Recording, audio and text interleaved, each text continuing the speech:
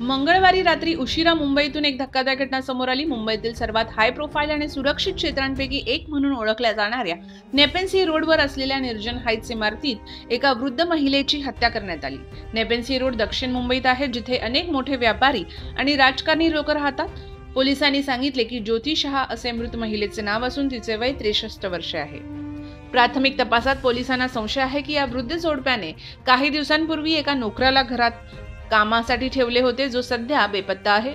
Police इमारतीतील CCTV footage तपासून या प्रकरणी संबंधित लोकांची चौकशी करत आहेत।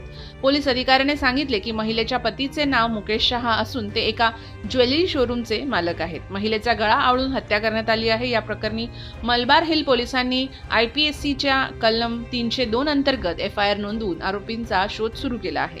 पोलिसांनी अज्ञात व्यक्तीविरोधात गुन्हा दाखल केला आहे। वृद्ध जोडप्याने काही दिवसांपूर्वीच घरात एक नोकर ठेवला होता, तो आता बेपत्ता असल्याने संशय बळावला आहे।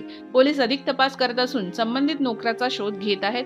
पोलीस इमारतीतील सीसीटीव्ही फुटेज वरून माहिती घेत आहेत।